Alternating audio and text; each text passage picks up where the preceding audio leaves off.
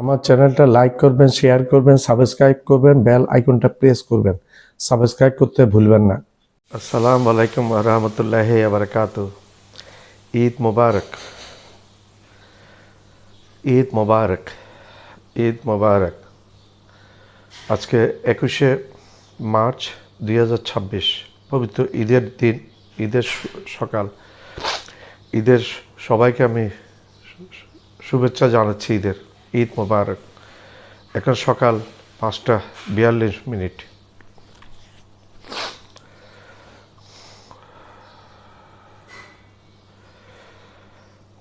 Israel ইরানকে ভয় করে, আমেরিকাও ইরানকে ভয় করছে প্রত্যক্ষ বা পরোক্ষভাবে। ইসরায়েল ইরানকে ভয় করে।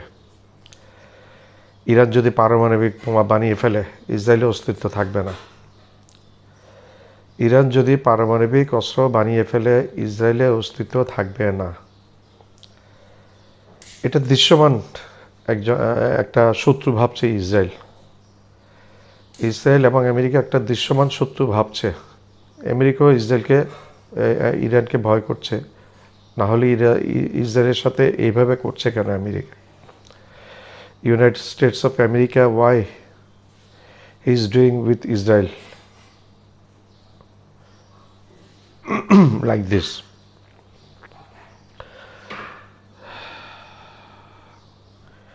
যেটা শোনা যায়, পাকিস্তান একমাত্র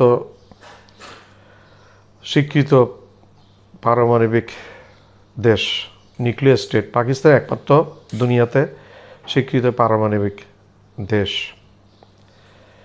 এই পাকিস্তানের ব্যাপারে অভিযোগ করেছিল আমেরিকা আজ থেকে 2 বছর আগে, যে পাকিস্তান IBM প্রস্তুত করছে, অর্থাৎ ইন্টারকন্টিনেন্টাল ব্যালিস্টিক মিসাইল, আন্তঃমহাদেশীয় ক্ষেপণাস্ত্র তৈরি করছে পাকিস্তান ভিতরে ভিতরে। পাকিস্তান থেকে আমেরিকার দূরত্ব 11-12,000 কিলোমিটার। আমরা 11,000 কিলোমিটার মধ্যে পড়ে 11-12,000 কিলোমিটার। আমেরিকার অভিযোগ ছিল পাকিস্তান 11-12,000 কিলোমিটারে আন্তঃমহাদেশীয় ক্ষেপণাস্ত্র তৈরি করছে। পাকিস্তান যেহেতু একটু স্বীকৃত ইসলামিক স্টেট একমাত্র, ইরানের কাছেও পারমাণবিক বোমা আছে বলে ইরান পরোক্ষভাবে ইঙ্গিত দিয়েছে, কিন্তু প্রকাশ্যে বলেনি। কিন্তু পাকিস্তান,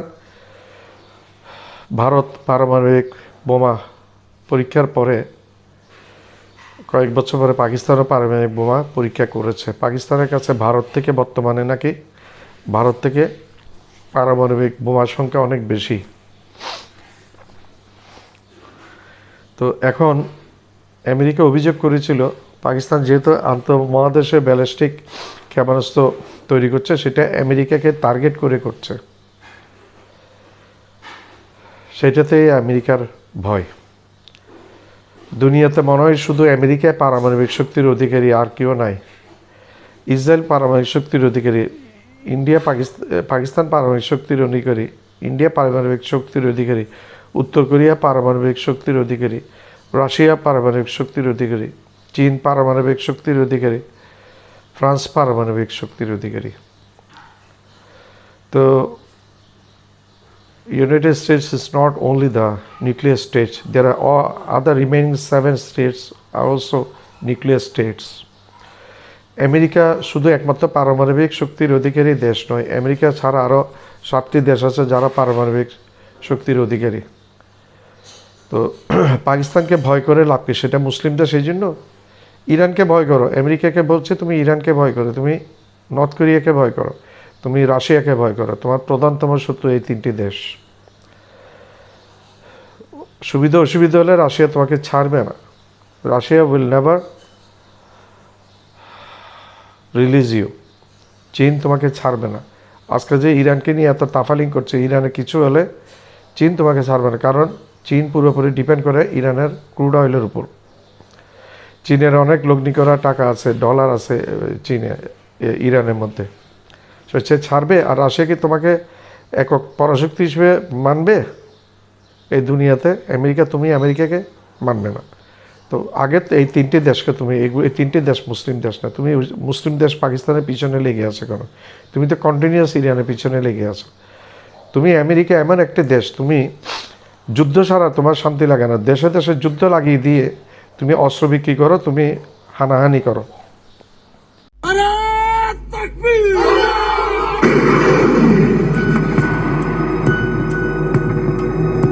ইরানের সঙ্গে যুদ্ধে যুক্তরাষ্ট্র ও ইসরায়েলের ক্ষয়ক্ষতি এতটাই বেড়েছে যে যুদ্ধ বন্ধ করতে মরিয়া হয়ে উঠেছে ট্রাম্প প্রশাসন। তবে ইরানের গুরুত্বপূর্ণ নেতাদের পরিকল্পিতভাবে হত্যা করায় এবার শত্রুদের ওপর চরম ক্ষেপেছে ইরান।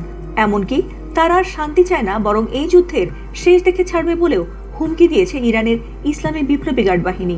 এছাড়াও ইরানের পাশে পরমাণু শক্তিধর দেশ হিসেবে পাকিস্তান, উত্তর কোরিয়া, চীন ও রাশিয়া দাঁড়ানোয় আর নিজেদের অস্ত্র ফুরিয়ে আসায় কার্যত দেয়ালে পিঠ থেকে গেছে ট্রাম্প নেতানিয়াহু বাহিনীর।